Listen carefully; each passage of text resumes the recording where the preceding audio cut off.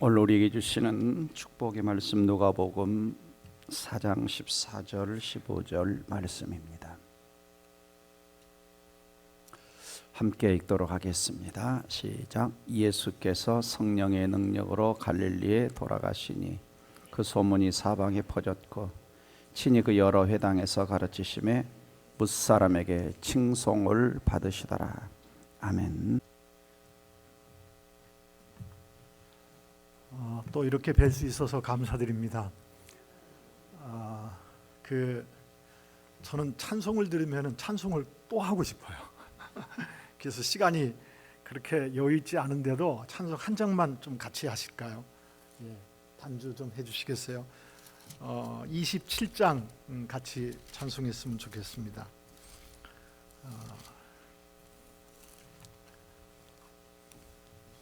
오늘 아침에 올라오는데 성가대 연습하는 그 찬양 들으면서부터 찬송하고 싶다 그랬는데 예, 27장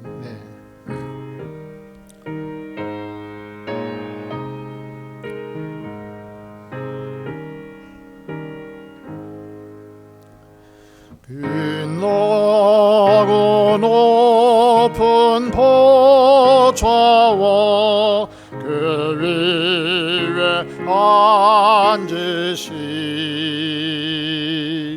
주 예수 얼굴 영광이 해같이 빛나네. 해같이 빛나네.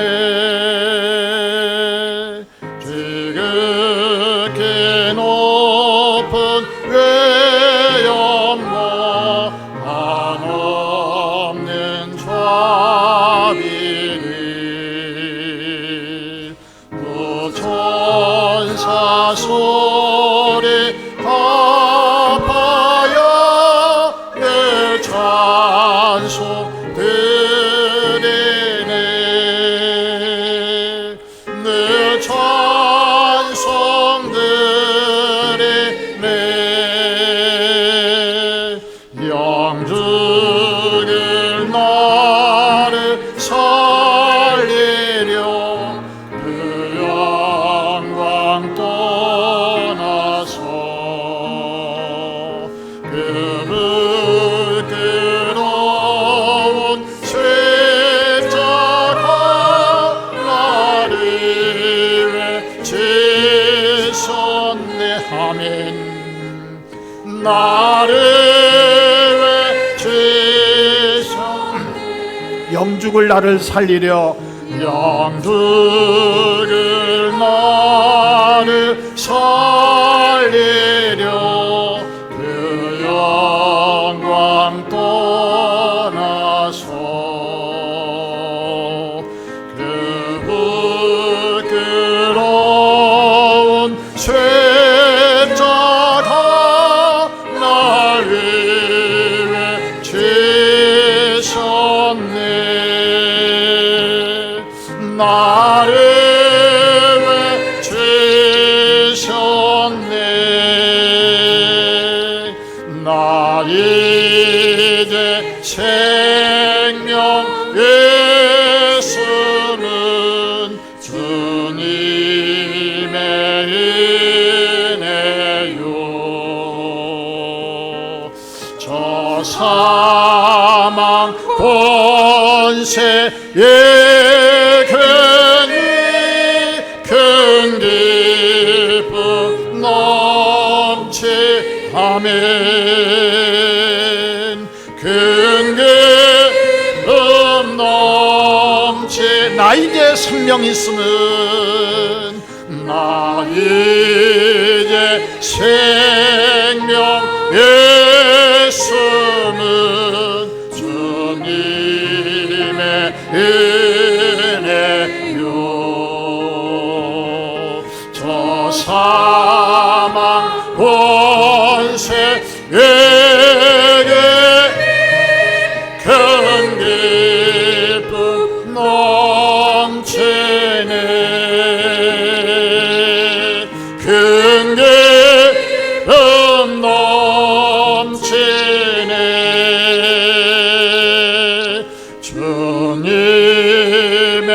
보좌에 있는데 전한 몸이리로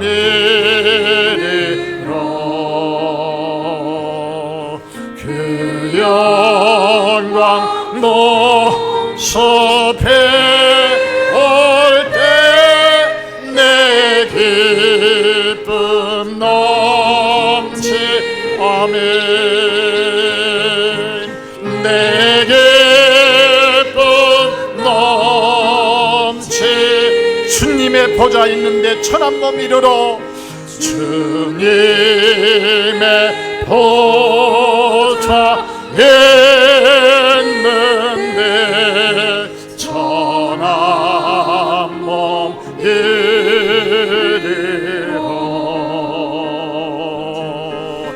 그 영광 몸속에 올 때 내 기쁨 넘치리 내 기쁨 넘치리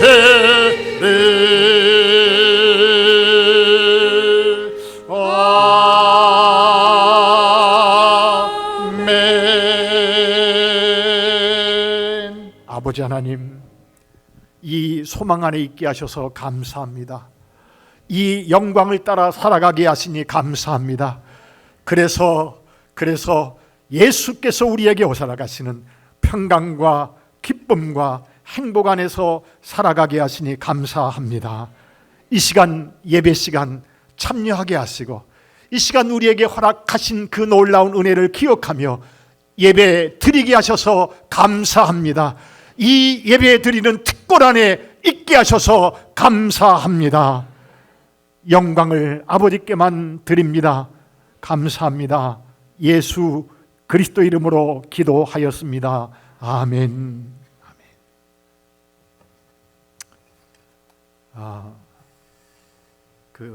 요즘은 아가서를 묵상하시죠. 아가서 묵상하시면서 무슨 얘기인지 잘 이해도 안 되시는 분들이 좀 있으실 거고요. 그런데 아가서를 읽어가시면서 행복을 느끼시고 아가서를 읽어가시면서 예수님의 그 사랑과 나의 사랑이 합쳐져서 하나님 앞에 기쁨이 되어지고 영광이 되어지는 그러한 기쁨을 누리시는 아마 분들도 계실 겁니다. 그런데 지난 아마 월요일까지 매일 성경으로 묵상하시는 분들은 누가복음을 다 잘 묵상하셨으리라 생각이 되어지는데요. 저도 누가복음을 묵상하면서 하나님 앞에 너무나도 큰 은혜를 다시 한번 생각하게 되어지고 그랬던 벅찬 감격의 시간들이 참 많이 있었습니다. 그런데 그 누가복음을 묵상하면서 느꼈던 그 벅찬 감정이 제 마음속에 아직도 남아있고 여운이 있는데 정말 그러한 부분들을 다 쏟아내놓고 싶은 그러한 마음들이 언제나 제 마음속에서는 있는데 그 작은 어떤 한 부분을 오늘 여러분들과 함께 나누고 싶습니다. 그래서 오늘 누가복음 4장 말씀을 저희가 같이 좀 읽으시고 그렇게 하셨는데 예수님께서 당신의 사역을 시작하시면서 어떠한 쪽에서 사역을 하셨는지 그 사역의 중요성이 무엇인가 하는 것들을 우리가 누가복음 안에서 좀 살펴보았으면 좋을 것 같습니다. 누가복음 안에서만 좀 먼저 보고 싶은데 어떨지 모르겠습니다. 14절 15절 한번 다시 볼까요? 누가복음 4장 14절과 15절입니다. 예수께서 성령의 능력으로 갈릴리에 돌아가셨다. 그런 이야기가 성경에서 이야기되어집니다. 그리고 그 소문이 사방에 퍼졌다라고 이야기되어지죠. 바로 그 앞에 4장 1절서부터 13절까지는 예수님께서 공생애를 이제 시작하시면서 성령에게 이끌리시면서 인도를 받으시면서 마귀에게 시험받는 이야기가 이야기되어지고요.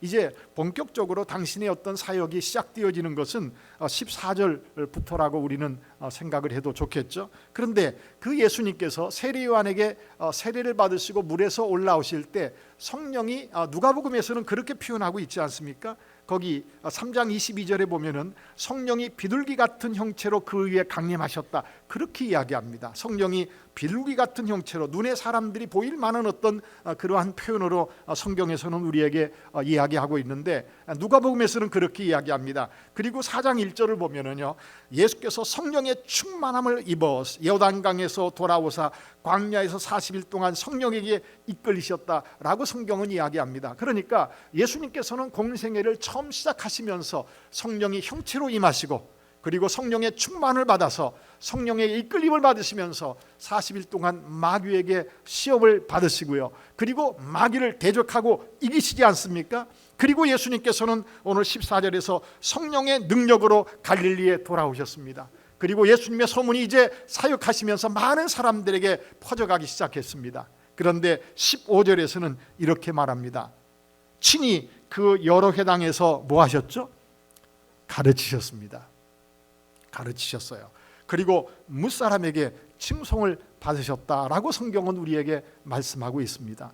예수님께서는 성령의 충만함을 입으셨고요, 그리고 성령의 능력으로 사역을 하셨는데, 그 성령의 능력으로 사역하시면서 예수님께서는 오늘 15절에서 이렇게 말합니다. 친히 그 여러 회당에서 가르치셨다라고 성경은 이야기합니다. 예수님의 사역 중에서요, 굉장히 중요한 사역, 그 여러 가지가 있겠지만은 그 중에 한 가지를 이야기하라고 하면은 가르치시는 사역이었다고 복음서에서는 여러 곳곳에서 우리에게 말씀하시는 것을 우리는 생각해 볼 수 있을 것입니다. 그러므로 예수님의 사역 중에서 가르침을 빼어놓는다라고 하면은 여러분들 다른 모든 것들이 어떤 의미에서는 굉장히 많은 부분에서 희석되어질 수 있을 것 같고요. 그래서 교회는 예수님께서 행하셨던 그 사역을 본받아서, 그리고 예수님께서 명령하셨던 그 명령 때문에,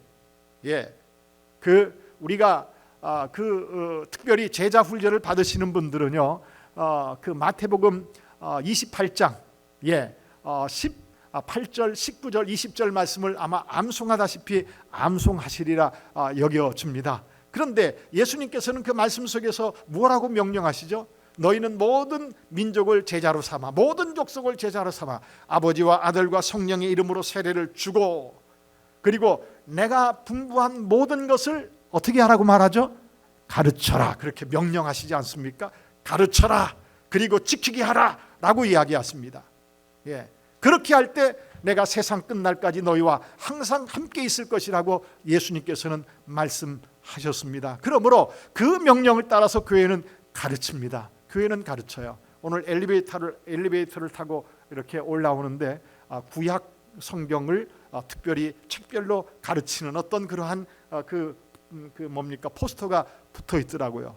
그런데 안경을 쓰지 않아서, 이 돋보기를 쓰지 않아서 뭐라고 구체적으로 쓰여 있는지를 잘 보지 않았습니다. 근데 강사는 유정기 목사님이라고 쓰여 있더라고요. 언제 하는지는 모르겠어요. 이렇게 가르치는 사역은요, 예수님께서 친히 행하셨고요, 그리고 예수님께서 우리에게 교회에 명령하신 이 놀라운 일이다라고 하는 것을 우리는 잊지 말고요, 이렇게 주일날 예배만이 아니라 성경을 가르치는 여러 시간들에 여러분들이 참석하시면서 예수님의 그 가르침을 우리가 계속해서 이어간다라고 하는 것은 우리에게 굉장히 중요한 일일 것이다 라고 우리는 생각해야 될 것 같습니다. 그런데 4장 13절도 한번 볼까요? 이 성경에서 누가복음에서는 예수님께서 이렇게 그 누가복음의 저자인 누가가 예수님의 사역 초기에 예수님의 가르치는 어떤 그 사역에 대한 이야기가 여러 부분 속에 이야기하고요, 그리고 예수님께서 예루살렘에 이제 십자가에 못 박히시기 위하여서 들어가셨을 때 예수님께서는 또 가르치는 것에 대하여서 집중적으로 여러 부분을 이야기하고요, 그리고 부활하신 다음에도 예수님께서는 가르치는 이야기가 성경에서 이야기되어집니다. 그런데 그 부분들을 우리가 한번 짚어보면 좋을 것 같습니다. 아주 간략하게요. 31절 볼까요? 4장 31절에 이렇게 이야기합니다. 31절, 갈릴리의 가버나움의 동네에 내려오사, 그 다음 같이 읽을까요? 시작. 안식일에 가르치심에, 그렇게 말하죠. 안식일에 가르치심에, 그들이 그 가르치심에 뭐하죠? 논란이, 이는 말씀이 무엇이 있다고요? 권위가 있었다라고 이야기합니다. 예수님이 말씀하시는 그 말씀의 가르침은요, 권위가 있어서 많은 사람들이 그 가르치심에 놀랐다라고 이야기합니다. 그리고 가르치시면서 귀신이 난리를 칩니다. 그러자 35절에서는 예수께서 꾸짖어 이르시되라고 또 성경은 이야기합니다. 39절에서도 예수께서 가까이 서서 열병을 꾸짖으시매라고 성경은 우리에게 이야기하고요. 41절도 귀신이 하나님의 아들입니다라고 이야기하는데 예수님께서는 꾸짖사 그들이 말하는 것을 허락지 않았다라고 이야기하면서 예수님께서는 가르치시면서 또한 그 말씀의 권위가 사람들에게 느껴지고 받아들여지고 예수님께서는 말씀하시면서 또한 귀신도 그리고 질병도 꾸짖으시면서 고치는 사건들을 성경은 우리에게 이야기하고 있더라라고 하는 이야기입니다. 그런데 5장도 볼까요? 5장도 보세요. 5장도 보시면 1절에 이렇게 말합니다. 무리가 몰려옵니다. 하나님의 말씀을 예수님께서 말씀하시는 그 말씀을 듣습니다. 그리고 예수님께서는 게네사렛 호숫가에 서서 호숫가에 배 두 척이 있는 것을 보시니 어부들은 배에서 나와서 그물을 씻는지라. 이 이야기를 읽어 내려가니까 우리 유정기 목사님하고 그 게네사렛 호숫가, 그 갈릴리 호숫가에 같이 배를 타고 예수님께서 그 배를 타고 갈릴리 호숫가를 건너가시고 했었던 그것이 생각이 나네요. 그런데 그 호숫가에서 예수님께서는 한 배에 오르십니다. 한 배에 오르세요. 왜? 사람들이 그 호숫가로 막 밀려오니까 예수님께서는 사랑과 간격을 뜨기 위하여서, 그리고 그 게네사렛 갈릴리 그 게네사렛 호숫가를 가보면은요 이렇게 동산처럼 되어 있습니다. 그래서 사람들은 동산에 이렇게 비스듬히해서 마치 그 무슨 공연장처럼 이렇게 자리가 있어서 거기에 사람들은 다 이렇게 있었고요. 예수님께서는 호숫가에서 배를 띄워서 한 배에 오르십니다. 한 배에 오르세요. 그 배는 시몬의 배였었다라고 성경은 우리에게 이야기하죠. 자, 3절에 이렇게 말합니다. 예수께서 한 배에 오르시니 그 배는 시몬의 배라 육지에서 조금 떼기를 청하시고 앉으사, 그 다음 같이 읽을까요? 시작. 배에서 무리를 가르치시더니 라고 성경은 우리에게 이야기합니다. 그러니까 예수님께서 갈릴리의 사역을 행하시는 대부분의 많은 시간들 동안에 예수님께서는 어디에서든지 사람들이 몰려올 때 먼저 무엇을 합니까? 하나님의 말씀을 가르치셨다라고 성경은 이야기합니다. 그리고 17절 볼까요? 17절, 하루는 무하실 때에? 가르치실 때에, 그렇게 이야기하죠. 5장 17절입니다. 하루는 가르치실 때에 갈릴리의 각 마을과 유대와 예루살렘에서 온 바리새인과 율법 교사들이 앉았는데 라고 이야기합니다. 많은 사람들이 앉아 있었어요. 그런데 병을 고치는 주의 능력이 가르치는 그 가운데 함께 하였더라 라고 성경은 우리에게 이야기하고 있지 않습니까? 예수님께서는 이렇게 이곳 저곳을 다니시면서 당신의 사역 속에서 무엇을 하고 계셨느냐? 가르치는 사역이 예수님의 모든 사역 쪽에서 아주 중심적인 역할을 했더라라고 이야기합니다. 6장을 한번 더 보겠습니다. 6장도 보시면은요 거기 6절에 이렇게 말합니다. 6장 6절에 또 다른 안식일에 예수께서 어디에 들어가서 회당에 들어가서 가르치실 때 거기 오른손 마른 사람이 있는지라 라고 이야기하면서 예수님께서는 안식일에 이곳 저곳에 가실 때마다, 사람들이 몰려올 때마다, 사람들과 관계를 하실 때마다 예수님께서는 뭐하고 계셨어요? 가르치셨습니다. 예수님의 초기 사역을 지금 이야기합니다. 갈릴리 초기 사역에 예수님께서는 가르치는 사역을 이렇게 하셨다라고 성경은 이야기합니다. 그리고 6장 17절 이하를 보면은요 예수님께서는 마치 산상수훈에서 이야기되어졌었던 그 이야기를 지금 17절에는 이렇게 말합니다. 예수께서 그들과 함께 내려오사 평지에 서시니 그 제자의 많은 무리와 예수의 말씀도 듣고 병고침을 받으려고 유대 사방과 예루살렘과 두로와 시돈, 그러니까 이방인의 지역에서까지 사람들은 많은 곳에서 몰려옵니다. 해안으로부터 온 많은 백성도 있더라. 더러운 귀신에게 고난받는 자들도 고침을 받는지라. 온 무리가 예수를 만지려고 힘쓰니 이는 능력이 예수께로부터 나와서 모든 사람을 낫게 함이러라. 예수님께서 가시고 예수님께서 말씀을 선포하는 그 모든 현장에 예수의 능력이 이렇게 많은 곳곳에서 나타나지면서요, 22절부터 보시면은요, 예수께서 눈을 들어 제자들을 보시고 이르시되, 그런 어떤 능력이 나타나는 그 상황 속에서도 예수님께서는 끊임없이 뭐하고 계십니까? 말씀하십니다. 가르치십니다. 단순하게 능력만을 행하시는 예수님이 아니시라,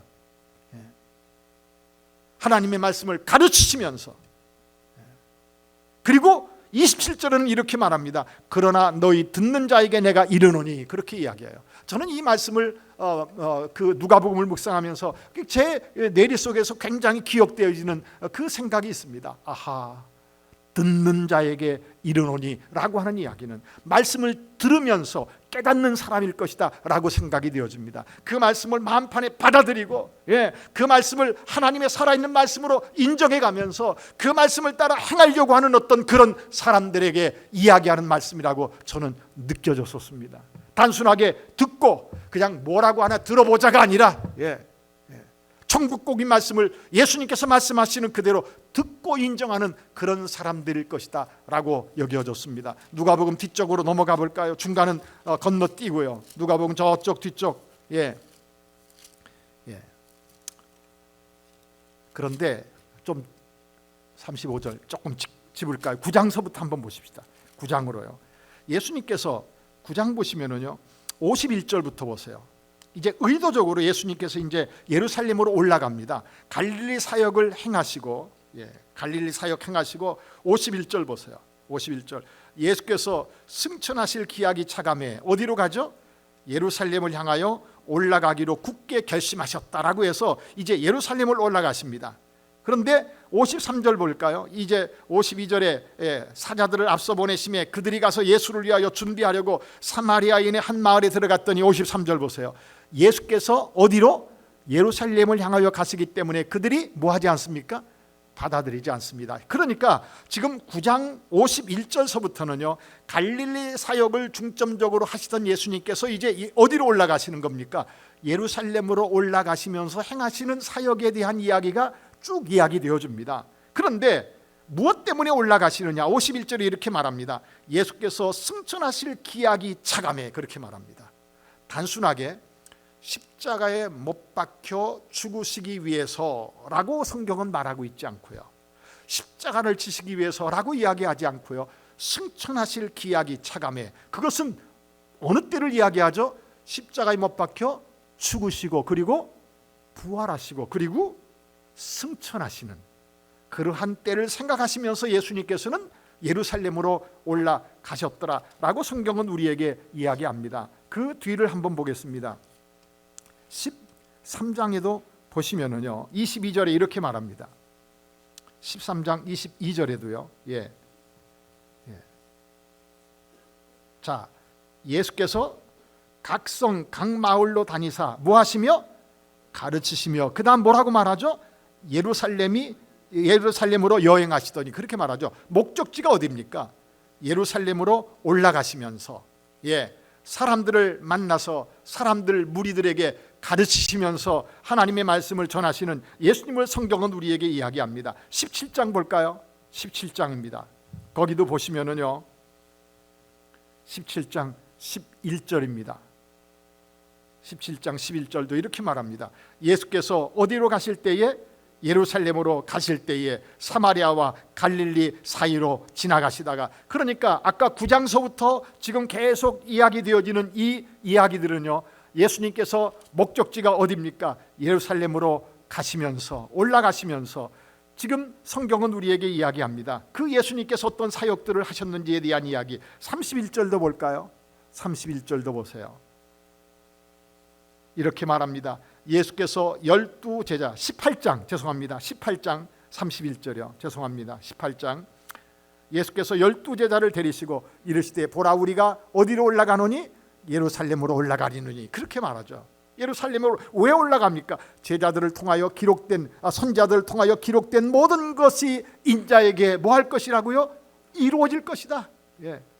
왜 올라갑니까? 하나님께서 성경을 통하여서 선자들 통하여서 미리 말씀하신 그 말씀을 이루기 위하여서 예수님께서는 의도적으로 올라가시고 계셨더라라고 성경은 말합니다. 19장도 볼까요? 19장도요. 11절 이렇게 말해요. 그들이 이 말씀을 듣고 있을 때에 비유를 더하여 말씀하시니 이는 자기가 어디에 가까이 오셨고 예루살렘에 가까이 오셨고 그리고 그들은 하나님의 나라가 당장에 나타날 줄로 생각함이로라. 사람들은 어떻게 생각했습니까? 예수님께서 예루살렘으로 지금 올라가십니다. 그래서 예루살렘으로 올라가셔서 예수님께서는 이제 왕으로 등극하시어서 이제 나쁜 사람들을 다 굴복시키시고 왕으로 통치하시는 그 나라를 생각하면서 지금 사람들은 예수님을 뒤따르고 계셨어요. 그런데 예수님께서는 하나님의 나라를 선포하시면서 올라가셨지만은 예수님께서는 그 사람들과 다른 관점에서 하나님 나라를 생각하시면서 올라가신 것이죠. 28절 볼까요? 19장 28절입니다. 19장 28절이요. 예수께서 이 말씀을 하시고 그 다음이요. 다 같이요. 시작.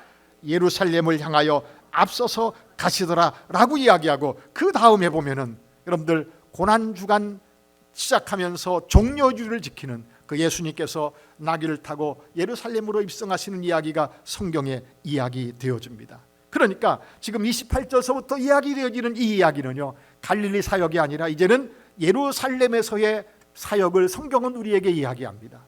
그런데 갈릴리의 사역의 초기에 성경에서는 예수님의 사역의 중심이 어디에 있었다고요? 가르치는 사역이지 않았었습니까? 그런데 예루살렘에 오셔서 예수님의 사역의 중심이 또한 무엇이었을까요? 47절 볼까요? 19장 47절입니다. 한번 47절. 예수께서 날마다 성전에서 뭐 하시니?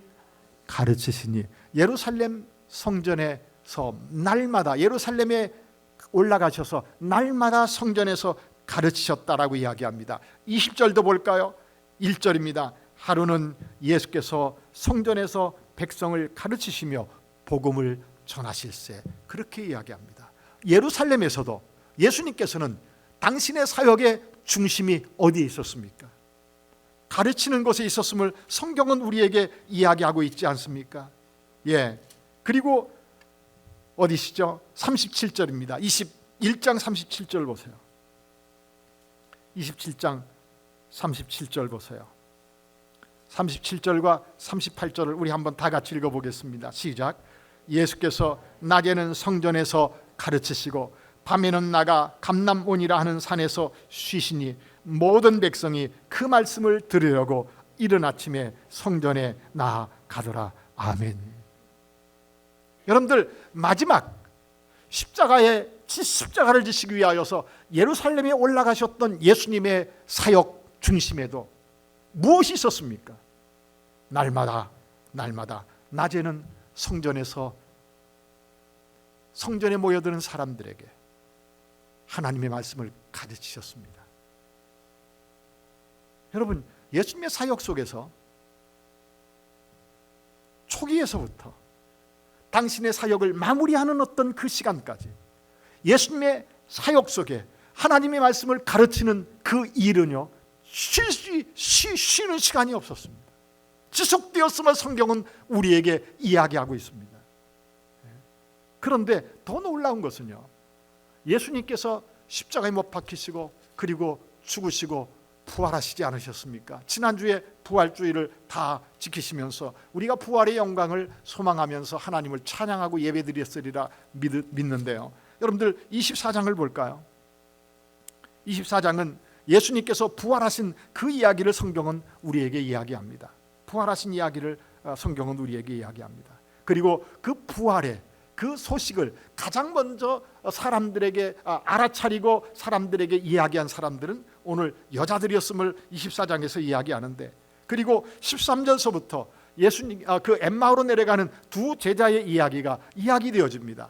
그리고 이 두 제자가 엠마오로 내려갈 때 예수님께서, 부활하신 예수님께서 그들과 함께하는 이야기, 그리고 예루살렘에서 있었던 그 일을 예수님에게 이 엠마로 내려가는 사람들이 예수님에게 이야기하는 이야기가 쭉 이야기되어지죠.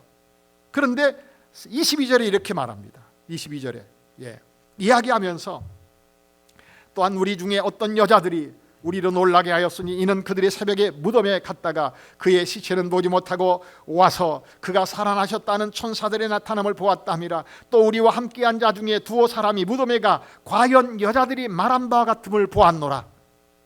보았으나 예수는 보지 못하였느니라 하거늘. 그러니까 그 여자들을 통하여서 예수의 부활이 이렇게 이루어졌다라고 듣고 확인까지 하고 했음에도 불구하고 이 두 엠마로 내려가는 이 두 제자의 그런 어떤 모습을 보면서 예수님께서 뭐라고 이야기하시죠? 25절에 이르시되 미련하고 선자들이 말한 모든 것을 마음에 어떻게 믿는 자들이요? 더디 믿는 자들이요. 그렇게 말합니다. 미련하고 선자들이 말한 모든 것을 마음에 더디 믿는 자들이요. 이것은 무슨 얘기죠? 왜 성경에서 말한 성경 말씀을 믿지 못하느냐 그 얘기입니다. 그리고 26절에 이렇게 말합니다. 그리스도가 이런 고난을 받고 자기의 영광에 들어가야 할 것이 아니냐 하시고 이에 모세와 모든 선자의 글로 시작하여 모든 성경에 쓴 바 자기에 관한 것을 자세히 뭐 했다고요? 설명했습니다. 그러니까 부활하신 다음에도 예수님께서는 뭐 하셨습니까? 가르치는 사역을 멈추지 않으셨죠. 부활하신 다음에도요. 성경 공부시키셨어요. 부활하신 다음에도. 그런데 여러분들 36절 이하에 보면은요. 이 예루살렘에 제자들이 한 곳에 모여 있었습니다. 그럴 때에 예수님께서 갑자기 나타나시죠. 제자들은 영으로 생각합니다. 손과 발을 만져봐라. 확인까지 시킵니다. 그런데도 믿지 못해요. 그러자 예수님께서는 또 말씀하시죠. 먹을 것이 있느냐? 생전 한 토막을 드립니다. 제자들은 그 잡수시는 예수님을 보면서 부활하신 예수님을 보고서도 믿지 못하는 그 제자들에게요. 확인시켜 가시는 그런 어떤 장면들이 36절 이하에서 이야기되어집니다. 그런데 44절에 보실까요? 거기 이렇게 말합니다. 또 이르시되 내가 너희와 함께 있을 때에 너희에게 말한 바 곧 모세의 율법과 선자의 글과 다시 볼까요? 내가 너희와 함께 있을 때에 너희에게 말한 바 곧 모세의 율법과 선자의 글과 시편에 나를 가리켜 기록된 모든 것이 이루어져야 하리라 한 말이 이것이라 하시고 이에 그들의 마음을 열어 성경을 뭐하게 하시고 깨닫게 하시고 또 이르시되 이같이 그리스도가 고난을 받고 제3일에 죽은 자 가운데서 살아날 것과 또 그의 이름으로 죄사함을 받게 하는 회개가 예루살렘에서 시작하여 모든 족속에게 전파될 것이 무엇되었으니 기록되었으니 너희는 이 모든 일의 증인이라 라고 성경은 우리에게 이야기하시면서요. 부활하신 다음에도 예수님의 가르치는 사역은 중단되어지지 않았더라라고 성경은 말씀하고 있지 않습니까?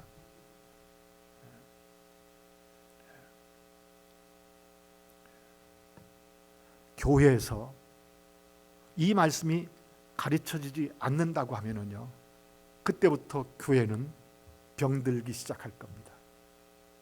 그리고 교회 안에는요, 생명이 더 이상 있지 않고 세상과 똑같은 모습 속에서 움직여져 갈 수밖에 없게 되어질 것입니다.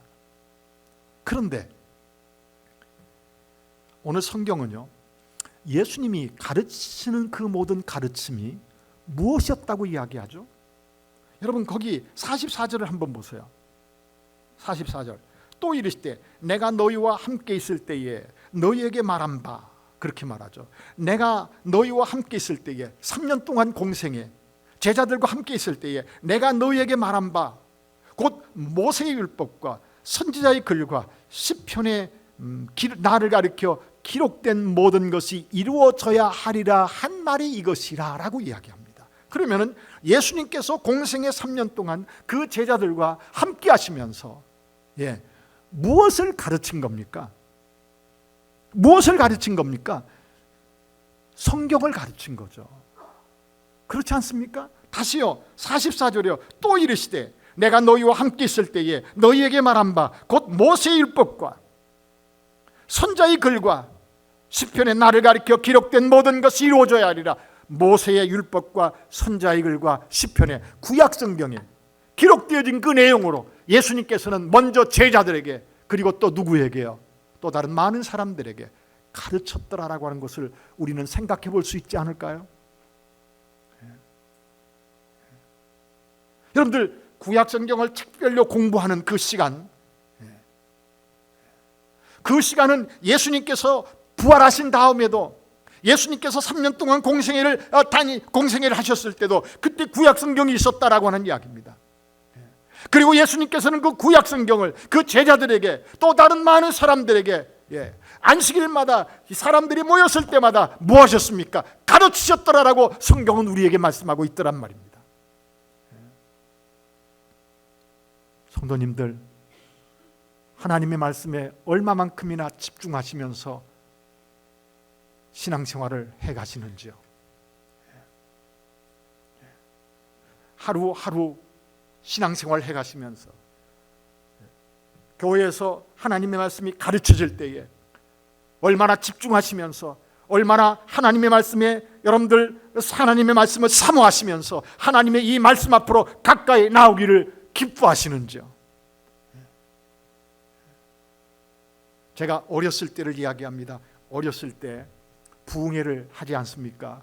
그러면은 새벽, 오전, 그리고 밤. 저도 그렇게 처음에 전도사로 이렇게 있을 때부터 부흥회를 다니면서요. 저도 부흥회를 가면은요, 월요일 저녁부터 그때는 금요일 새벽까지 했습니다. 그때 월요일 새벽도 하고 그리고 오전에도 하고 그리고 밤에도 하고. 그러면은 사람들은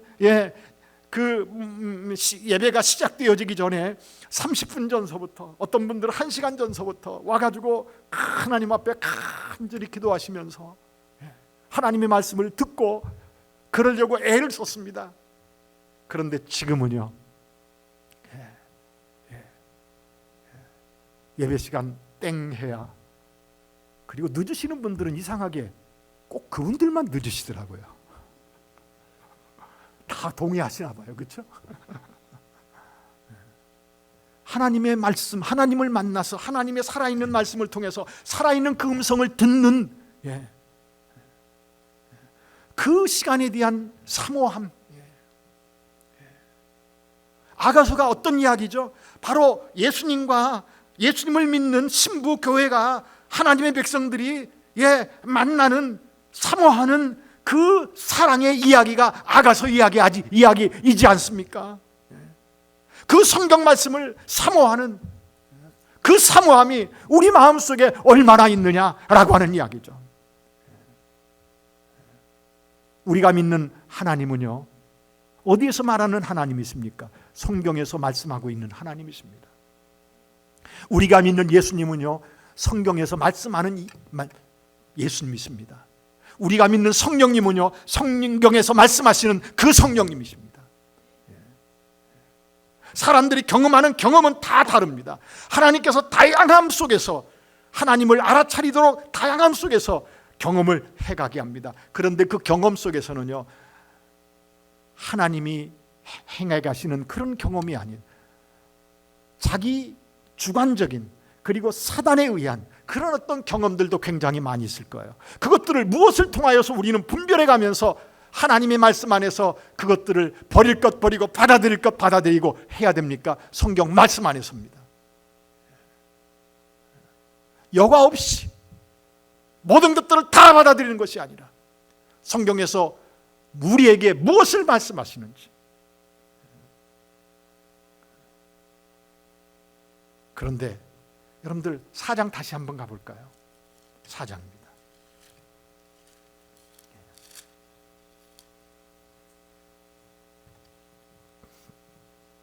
4장 보실까요? 16절이요. 예수께서 그 자라나신 곳 나사렛에 이르사 안식일에 늘 하시던 대로 회당에 들어가사 성경을 읽으려고 서심해 그렇게 말해요. 자, 지금 예수님께서 누가복음에서 예수님의 사역을 이야기할 때 가르치더라라고 이야기하는데 거기 15절에서 여러 회당에서 가르치셨다라고 이야기하는데 그런데 그 가르치는 어떤 장소를 누가복음에서는요 어디에서라고 먼저 이야기하느냐 나사렛이라고 성경은 말합니다.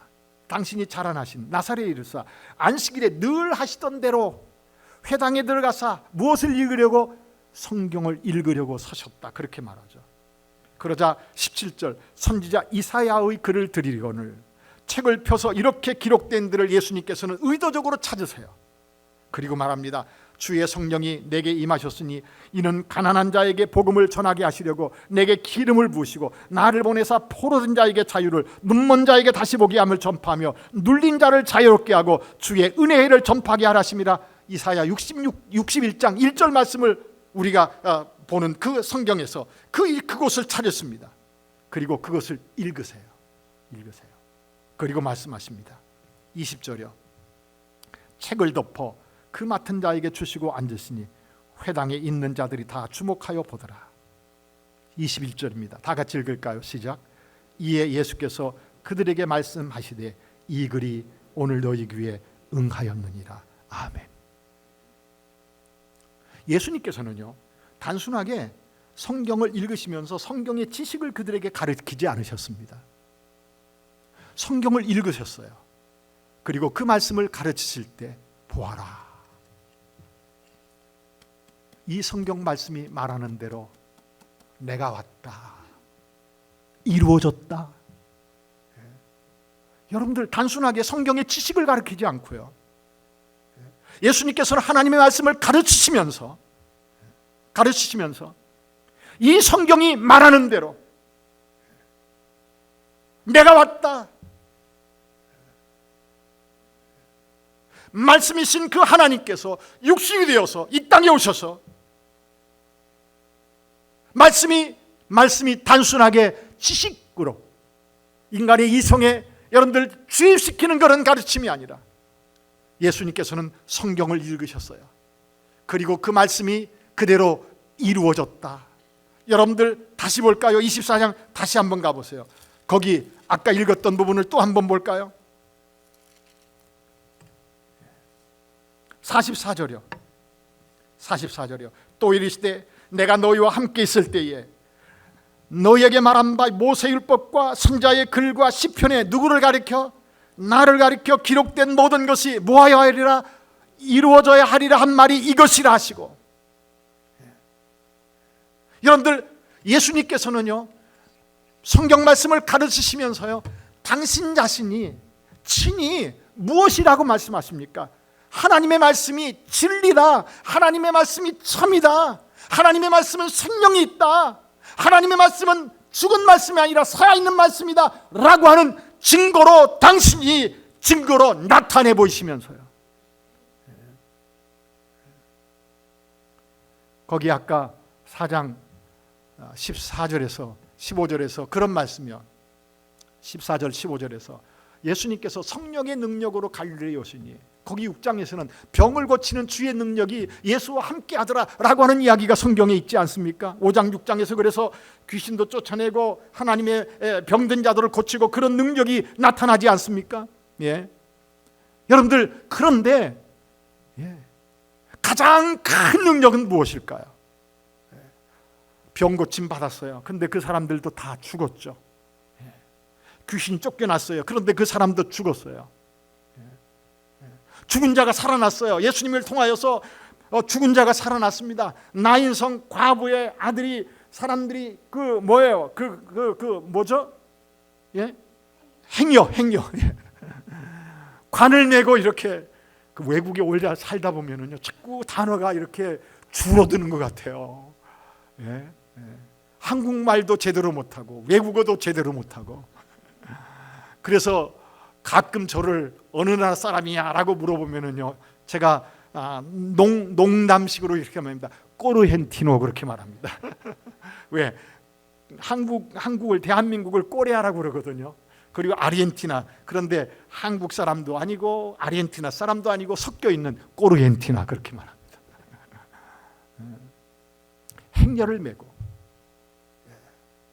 장사진에게 갑니다. 예수님께서 관을 멈추게 하시고 그 아이를 고치주죠. 죽은 자를 살려냅니다. 능력이 나타나죠. 그런데 그 아이도 죽었어요. 근데 예수님도 죽으셨죠.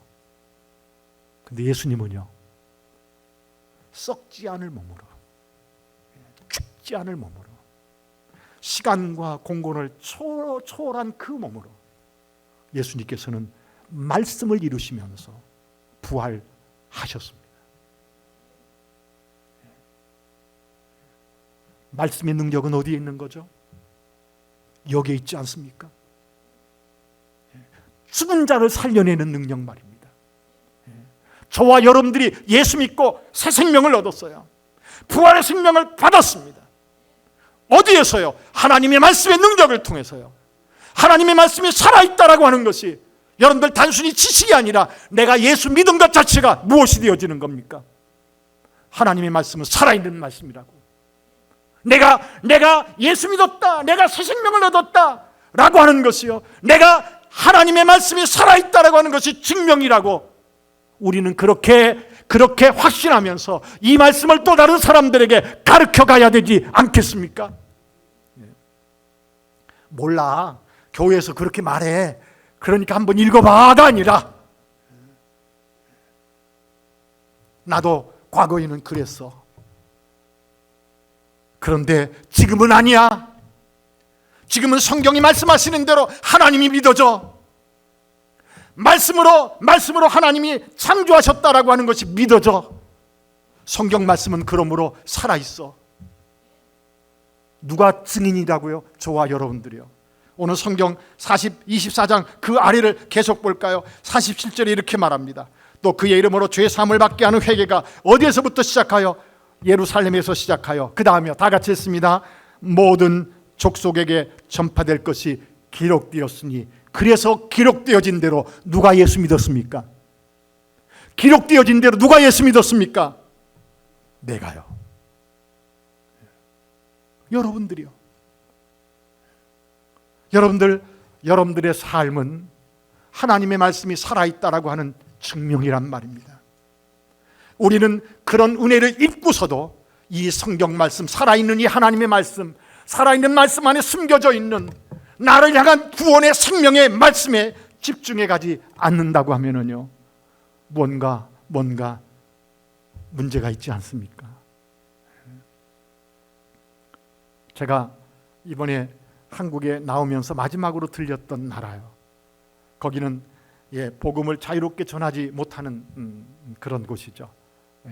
교회 지도자들 수련회를 마치고 저는 지방에 있는 두 도시를 가서 또 거기에서도 성경을 가르쳤었는데요. 그런데 첫 번째 지방에 갔었을 때 어떤 한 부부를 만났습니다. 그런데 특이한 사람들이었어요. 남편은 예수님에 대해서 관심이 있었는데 여자분은 전혀 관심이 없는 그런 부부를 만났습니다. 그런데 우리 거기에 있는 사역자와 먼저 만남이 있었고, 그런데 그 이야기를 제가 들으면서 하나님 앞에 감사할 수밖에 없었던 것이 무엇이었었느냐 하면은요, 이 사람이 코란을 읽으면서도 마음에 흡족함이 없었답니다. 그래서 자기도 모르게 뭐 성경을 조금 읽기는 했었는데 성경을 읽어도 또 뭐 잘 누구한테 배울 사람도 없고 가르치는 사람도 없고 해서 그냥 희지부지했답니다. 그런데 어느 날 잠자는데 꿈에 베드로라는 사람이 나타나서 나를 따라오너라 그러더래요. 베드로가 누구지? 그랬답니다. 그런데 또 다른 날에 꿈을 꾸는데 베드로라는 사람이 나타나서 그 대접에다가요, 그릇에다가 우유를 주어서 우유를 먹이더래요. 그래서 베드로가 주는 우유를 마셨답니다.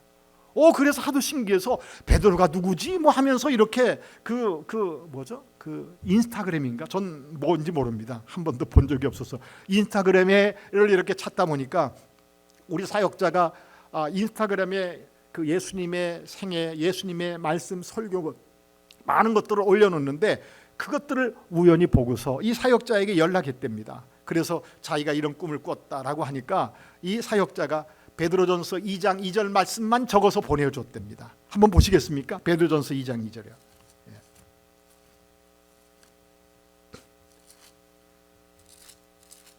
신약성경 377페이지네요. 제가 가지고 있는 성경은요. 베드로전서 2장 2절이요. 거기 이렇게 말하죠. 갓난 아기들 같이 순전하고 신령한 젖을 사모하라. 이는 그로 말미암아 너희로 구원에 이르도록 자라게 하려 함이라. 아멘. 이건 뭐예요? 갓난 아기들 같이 순전하고 신령한 젖, 뭐죠? 하나님의 말씀을 사모하라, 그 얘기입니다. 그럴 때 이는 그로 말미암아 너희로 구원에 이르도록 뭐하게 한다고요? 자라게 한다, 그렇게 말합니다. 그 말씀을 설명도 없이 보냈답니다. 그런데 제가 그곳에 간다는 이야기를 듣고 이제 그 사역자하고 그 부부하고 우리 저 통역하는 사람하고 그 선교사하고 같이 그 지방에 있는 커피숍에서 만났습니다. 그래서 1시간 정도를 제가 성경을 설명을 했습니다. 그 얘기가 무엇인지, 베드로가 누군지. 그러면서 1장 23절 볼까요? 1장 23절입니다. 1장 23절, 24절, 25절 한번 보세요. 다 같이 23절만 먼저 다 같이 읽어보겠습니다. 시작. 너희가 거듭난 것은 썩어질 씨로 된 것이 아니요 썩지 아니할 씨로 된 것이니 살아있고 항상 있는 하나님의 말씀으로 되었느니라. 아멘. 아멘. 그렇습니다. 여러분들이 거듭난 것이, 구원받은 것이 무엇 때문이라고요? 살아있는 말씀 때문이라고요. 그 다음에 이렇게 말합니다. 그러므로 모든 육체는 풀과 같고 그 모든 영광은 풀의 꽃과 같으니 풀은 마르고 꽃은 떨어지되, 다 같이요. 시작. 오직 주의 말씀은 세세토록 있도다 하였으니 너희에게 전한 복음이 곧 이 말씀이니라. 아멘. 하나님께서 그곳에서, 하나님께서 오늘도 뭐하고 계셨습니까? 일하고 계셨습니다. 그리고 일어날 때쯤 되어서 그 사람이 저에게 헤어지면서 그렇게 말합니다.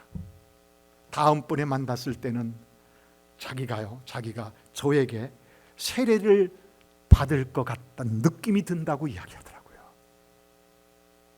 저는 하나님 앞에 얼마나 감격했는지 모릅니다. 하나님의 그 구원의 역사, 하나님이 하신 것이 아닙니까? 하나님이 가시는 일이 아닙니까? 그 구원의 역사에 저를 참여시켜서, 이것이 특권이란 말이죠. 하나님의 말씀은 오늘도 살아있습니다. 이 말씀을 사모하시면서요, 이 말씀의 능력이 여러분들의 삶 속에 놀랍게 경험되어지는 거룩한 은혜가 있기를 주의 이름으로 간절히 축복드립니다. 하나님, 살아있는 하나님의 말씀의 능력의 증인이 오늘 동백사랑의 교회에 출석하시는 모든 성도들임을 성경은 우리에게 말씀하고 있습니다. 이 말씀이 명령하는 대로 기쁨으로 쫓아가게 하여 주시옵시고, 살아있는 하나님의 말씀이 아버지 지식으로만이 아니라 가르쳐진 그 말씀의 능력이 성도들의 모든 삶 속에서 놀랍게 드러나지고 영광이 되어질 수 있도록 축복하여 주시옵소서. 예수 그리스도 이름으로 기도하였습니다. 아멘.